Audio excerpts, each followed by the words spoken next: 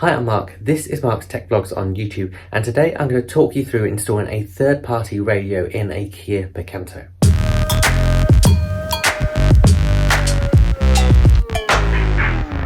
Now I'm set up here in the office just so I can show you everything I've got and everything you're going to need before you get started, and then we'll hop out to the car and I'll talk you through the whole process. Okay, so first you're going to need a third-party radio. This is a one from Pioneer. This has got Apple CarPlay in, it supports DAB if your car has that. It's really good. I've actually been using it for a few months in my previous car, and there is a review for that on this channel, which I'll link below. Okay, secondly, we've got this fascia plate, which will replace the existing one in the car. You've got spaces there for your air vents, and you've also got this little cap to go in that space there. If you have got the kind of start button for the Kia Picanto, you won't need to fill that gap because the button will go there. But I haven't, so I'm going to need that. And you've also got this, which you can't see very easily, but it's basically two brackets, so you can go either side of there for us to mount the stereo to. Next up, we've got this, which is from Connect 2. This is a steering wheel control adapter. So these cables here will go in the back of the radio. This will be connected up as well. And then we're also going to use this, which is a universal adapter for the steering wheel controls as well. There's some instructions that come with these, which I'll talk a bit more about when we're out there. But basically, depending on the make of radio that you've got, you may need to cut some of these cables. I'm lucky because I've got a Pioneer one and I don't have to cut any of these. So I will literally plug that into the radio. I'll plug that into this box here, and that will make sure all of the kind of steering wheel controls still work. So your volume up, your volume down, your kind of telephone buttons, all that kind of stuff. So on top of that, we're also going to need a plastic spludger to try and prise off the existing fascia. So I'm going to take that and I'm going to take a screwdriver out of the car, and I'll see you guys out there. Okay, so here we are. So what we're going to do first is we're going to need to remove this outer panel, which goes all the way around here, up here, along here, and down here. The best way to do this is with a little spludger tool. I've got one here. You shouldn't use something metal because you might damage the rest of this. And you basically want to get underneath to try and pull the clips out. So if you look at your new one, down here, you'll see that there's some clips kind of all the way around the edges. So we're basically trying to get those clips out. So let's have a go at this. I heard it can be quite stiff. So I'm going to pop the phone down and I'll show you guys it when I've loosened it a bit. Okay, so I've just loosened the first bit. This is really hard to get off. So basically what I've done is I've used a little one of these just to kind of prise under the corner here, because this is the best place to start. And then I've got this, which has got a flat end. It's plastic, so it's not going to damage anything. And this is actually a sealant tool for around the house. And basically I've wiggled that in and pulled it enough just to hear the clip go. So if I come down here, you can see there's now a bit of a gap. So I'm going to work around the other edges and do exactly the same. Okay, so we got it out. It was really hard work, especially this end, because these blue clips are in really solidly. I have actually damaged the old fascia very slightly doing that, so I mean, it doesn't matter because I'm not going to put this back in, but I kind of want to keep it as a backup. So it is certainly worth trying to get this off damage free if you can, but I have never come across anything that is in quite so solidly as that. Another thing I'll just quickly point out is the fascia is easy to get out if you've got the steering wheel lowered, because then it can pass over your indicator much easier.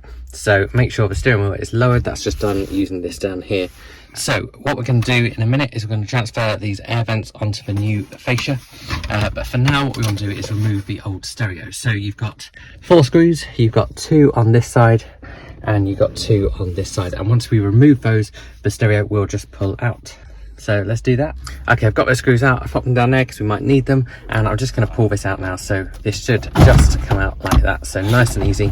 You can see that this is actually just a standard doubled in size. And if I pull this out a little bit more, you can see at the back we've got 2 sets of wires there, and we've got the aerial there. So literally the aerial will just pull out. So we could just do that. Make sure you don't lose that. And then we've also just got these, which we can just hold in. So you got a little white button there, you just hold it in and pull that out, and same with that one. And you can see they are both slightly different. So if you did want to put this radio back in, they only fit in one way round. So here's the old stereo. I'm just going to put that to one side for now. Okay, so what I'm going to do now is start all the prep for the new stereo going in. So I'm going to start with this little round piece here, which is going to go in there, and it's going to go in from the other side and just screw into place. So I'm going to pop that in like that. Okay, so now that's in place, the next thing we're actually going to do is put in the stereo, because it's going to be easy to do that first before putting the air vents back in. So we know it's going to go that way round, so obviously the top of the stereo is going to go up here.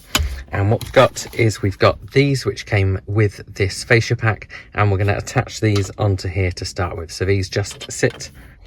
Okay, so what I've done is I've just put these screws in a little bit just to help me out, because these plastic brackets are going to sit.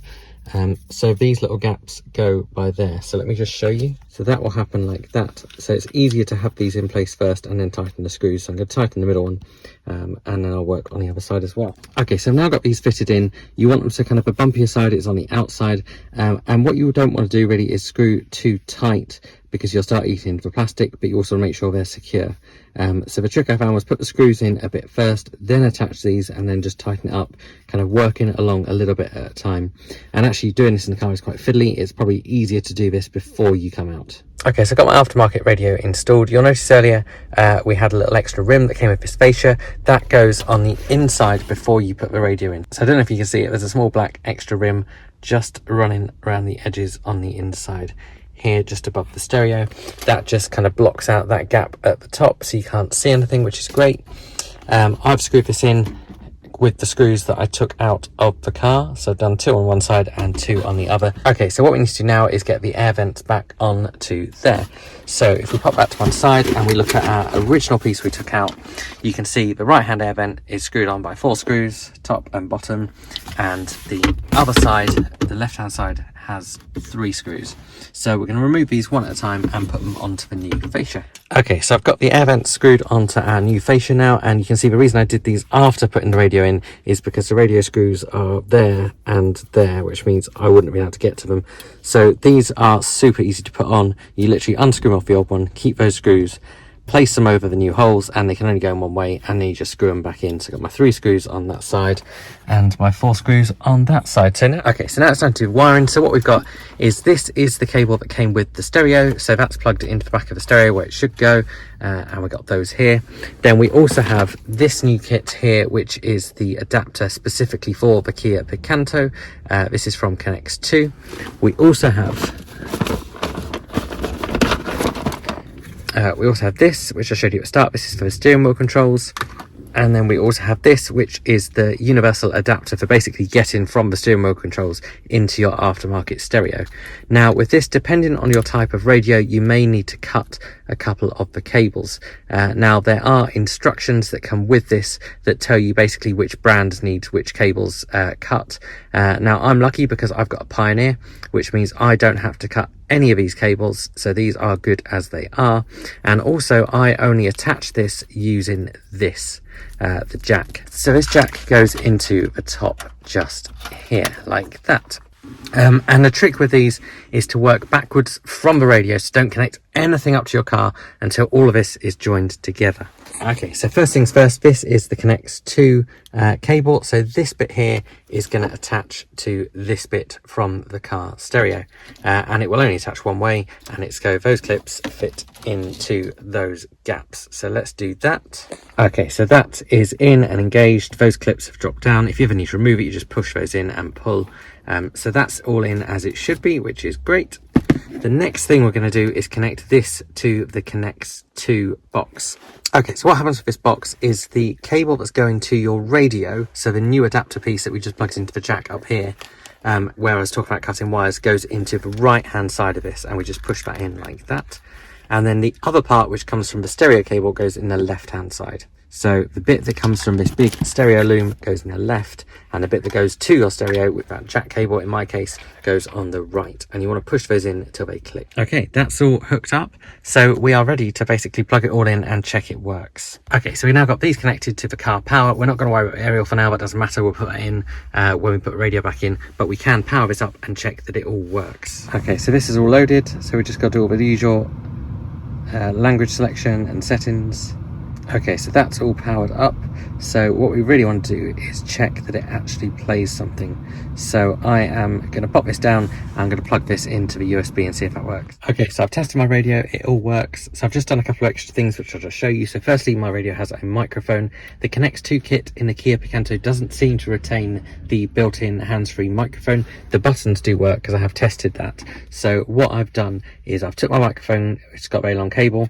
I've used this little hole that I'm obviously not using in my car and fed the cable through there. So I've got a little bit left there, and what I'm going to do is I'm going to just clip that on there with the little clip that came with the microphone. The other thing to show you is I don't think it actually retains the factory USB. So what I've done is I've took my Apple Lightning cable and I've fed that through the back there, and it's gone down into the passenger footwell, so I can just have it resting on there nice and easy for when I want to connect my phone. So what I'm going to do now is I'm going to put this back in. I'm going to connect up the aerial and just push these clips in because I know everything is working, so that's fine.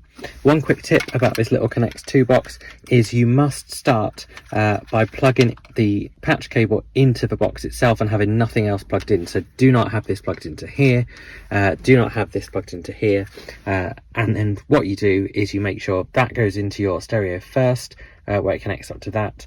You then plug the other end of that into the Connect 2 box, you then plug that in, and finally you power it to your car. So that order is really, really important.